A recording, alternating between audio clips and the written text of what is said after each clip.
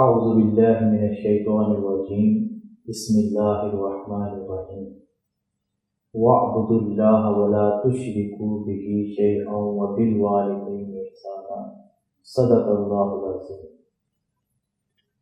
ان اللہ وملائکتہ یصلون علی النبی یا ایہا الذین آمنوا صلوا علیہ وسلموا تسلیما۔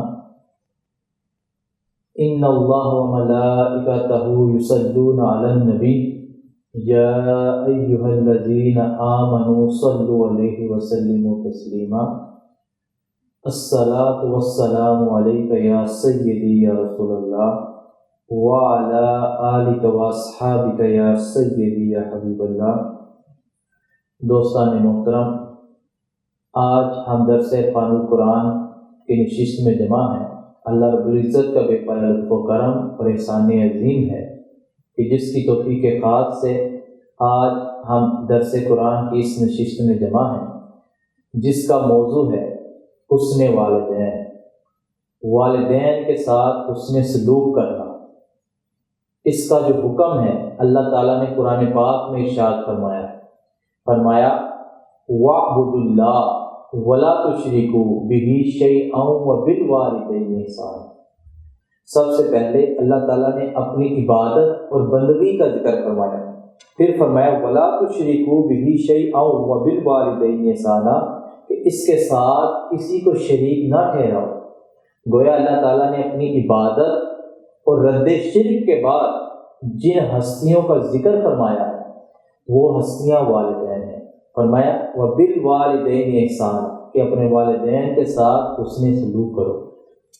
پھر یہی حکم اللہ تعالیٰ نے سورہ بقرہ کی آیت نمبر 83 میں ارشاد فرمایا وَإِذْ أَخَذْنَا مِيثَاقَ بَنِي إِسْرَائِيلَ لَا تَعْبُدُوا إِلَّا اللَّهَ وَبِالْوَالِدَيْنِ إِحْسَانًا۔ وَإِذْ أَخَذْنَا، اس وقت کو یاد کیجیے، میثاق بنی اسرائیل، کہ جب ہم نے بنی اسرائیل سے پختہ عہد لیا تھا۔ وہ عہد کیا تھا کہ اللہ کے علاوہ، اللہ کے سوا کسی کی عبادت نہ کرنا اور اپنے والدین کے ساتھ حسن سلوک کرنا۔ اس آیت مبارکہ سے ہمیں یہ پتہ چلتا ہے، ہمیں یہ معلوم ہوتا ہے کہ اللہ تعالیٰ نے والدین سے حسن سلوک کے حوالے سے ہم سے پہلی قوموں سے بھی وعدہ لیا تھا، ان کو بھی حکم فرمایا تھا کہ اپنے والدین کے ساتھ حسن سلوک کرنا۔ پھر فرمایا وَقَضَىٰ رَبُّكَ أَلَّا تَعْبُدُوا إِلَّا إِيَّاهُ وَبِالْوَالِدَيْنِ إِحْسَانًا۔ پھر اس سے آگے فرمایا إِمَّا يَبْلُغَنَّ عِندَكَ الْكِبَرَ أَحَدُهُمَا أَوْ كِلَاهُمَا، جب تمہارے سامنے تمہارے والدین میں سے دونوں یا دونوں میں سے ایک بڑھاپے کو پہنچ جائیں تو پھر فرمایا فَلَا تَقُل لَّهُمَا اُف، تو پھر انہیں اف تک نہ کہنا۔ دوستان محترم، یہاں پر جو ہم لفظ اف ہے، اگر اس کو سمجھیں تو اس کا مطلب یہ ہے کہ اگر ہم عام زبان میں کسی کو اوئے کہیں، اوئے کر کر بلائیں، تو یہ ایک نارمل اور سب سے کم لفظ ہے کسی کو بلانے کے لیے، کسی کو کہنے کے لیے۔ تو اللہ رب العزت نے اتنا ہلکا لفظ، اتنا ہلکا جملہ کہنے سے بھی منع فرمایا کہ انہیں اف تک نہ کہو، کہیں ان کا دل نہ ٹوٹ جائے۔ تو دوستان محترم، پھر فرمایا وَلَا تَنْهَرْهُمَا، انہیں جھڑکو مت، انہیں جھڑکنا بھی نہیں ہے۔ وَقُلْ لَهُمَا قَوْلًا كَرِيمًا، انہیں ان کے سامنے ہمیشہ حسن عاجزی کے ساتھ گفتگو کرو، بھلائی کے ساتھ گفتگو کرو، اچھے انداز میں گفتگو کرو۔ دوستان محترم، والدین وہ ہستیاں ہیں کہ اللہ تعالیٰ نے اپنے ذکر کے بعد، اپنی عبادت کے بعد ان کا ذکر فرمایا ہے۔ کسی اور نبی کا، کسی اور پیغمبر کا ذکر نہیں فرمایا، والدین کے ساتھ حسن سلوک کا ذکر فرمایا، اور ذکر نہیں فرمایا بلکہ حکم دیا کہ ان کے ساتھ حسن سلوک کرو۔ اور یہ وہ ہستیاں ہیں کہ جن کی خدمت کر کے ہم جنت حاصل کر سکتے ہیں، اور بوڑھے والدین کی خدمت کر کے ہم جنت حاصل کر سکتے ہیں، ان کی خدمت کر کے، ان کے ساتھ حسن سلوک کر کے ہماری آخرت بھی بہتر ہوگی۔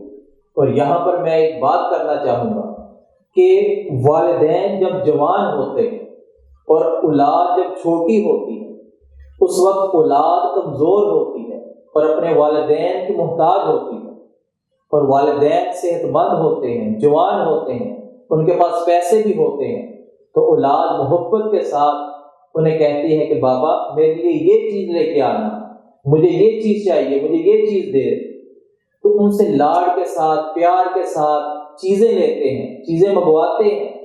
لیکن وہی والدین جب بڑھاپے میں پہنچ جاتے ہیں، کمزور ہو جاتے ہیں، چارپائی پہ پہنچ جاتے ہیں، مریض بن جاتے ہیں، اور اولاد جوان ہو جاتی ہے، اولاد طاقت میں ہوتی ہے، تو اس وقت والدین کے پاس بیٹھنا، ان کی باتوں کو سننا، یہ بہت مشکل اور آزمائش دہ عمل ہوتا ہے اولاد کے لیے۔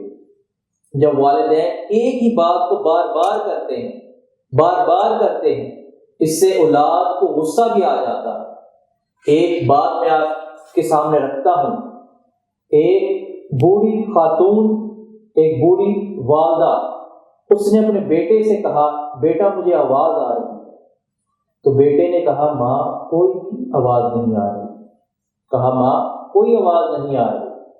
تھوڑی دیر بعد ماں پھر کہتی ہے بیٹا یہ آواز کس چیز کی ہے، مجھے سنائی دے رہی ہے۔ تو بیٹے نے کہا ماں کسی چیز کی آواز نہیں ہے، آپ سو جائیں، آپ آرام کریں۔ تھوڑی دیر گزرتی ہے، پھر ماں کہتی ہے بیٹا مجھے آواز آ رہی ہے، یہ کس چیز کی آواز ہے؟ تو اس وقت بیٹا غصے کے ساتھ کہتا ہے ماں کسی چیز کی آواز نہیں ہے، آپ سو جاؤ۔ تو ماں اسے پاس بلا کر کہتی ہے، کہا بیٹا فلاں صندوق میں سے یہ پرچی لے کے آؤ، اور اس کے اوپر ایک جملہ لکھا ہوتا ہے۔ کہا بیٹے بچپن کے اندر تم نے یہ جملہ 70 مرتبہ مجھ سے یہ سوال پوچھا تھا، اور میں نے ہر بار تمہارا ماتھا چوم کر، تمہاری پیشانی کا بوسہ لے کر اس کا جواب دیا تھا۔ ابھی میں نے تیسری مرتبہ تم سے سوال کیا تھا، اور تمہارے صبر کا پیمانہ لبریز ہو گیا۔ تو دوستان محترم، والدین کے پاس بیٹھنا، ان کی باتوں کو سننا، یہ اولاد کے لیے بہت آزمائش دہ عمل ہوتا ہے، مگر یہی اصل میں جنت ہے ہماری۔ تو دوستان محترم، والدین کے ساتھ حسن سلوک کرنا، اللہ رب العزت نے اس کا ہمیں حکم دیا ہے کہ اپنے والدین کے لیے دعا کرو۔ فرمایا رب ارحمہما کما ربیانی صغیرا، اے مولا میرے والدین پر رحم فرما جس طرح انہوں نے بچپن میں مجھ پر رحم کیا، مجھے بچپن میں پالا۔ تو اس آیت مبارکہ میں اللہ رب العزت نے 2 جگہ پر لفظ رب یوز کیا ہے۔ پہلے رب اپنے لیے یوز کیا ہے، کیونکہ اللہ تعالیٰ پوری مخلوق کو، پوری کائنات کو پالنے والا ہے، اور دوسرا جو لفظ ہے رب، وہ والدین کے لیے استعمال کیا ہے، کیونکہ بچپن میں جب بچہ کمزور ہوتا ہے تو اس وقت اس کے والدین اس کو پالتے ہیں، اس کی دیکھ بھال کرتے ہیں۔ جب وہ بیمار ہو جائے تو اس کی دوائی لاتے ہیں، اس کا علاج کرواتے ہیں۔ سردی ہو تو اسے بچاتے ہیں سردی سے، گرمی ہو تو گرمی سے بچاتے ہیں، گویا موسم کی شدت سے بچاتے ہیں۔ تو اللہ تعالیٰ نے قرآن پاک میں ان کے لیے بھی لفظ رب یوز کیا ہے۔ تو دوستان محترم، والدین وہ ہستیاں ہیں جو اولاد کے لیے جنت بھی ہیں اور دوزخ بھی ہیں۔ اگر ہم ان کی خدمت کریں گے، ان کے ساتھ حسن سلوک کریں گے تو ہم جنت حاصل کریں گے۔ اگر ہم ان کے ساتھ برا سلوک کریں گے تو یقیناً یہ ہماری بد نصیبی ہے اور یہ جہنم کا ایندھن ہے۔ اللہ تعالی ہم سب کو اپنے والدین کی خدمت کرنے کی توفیق عطا فرمائے، ان کے ساتھ حسن سلوک کرنے کی توفیق عطا فرمائے۔ والسلام۔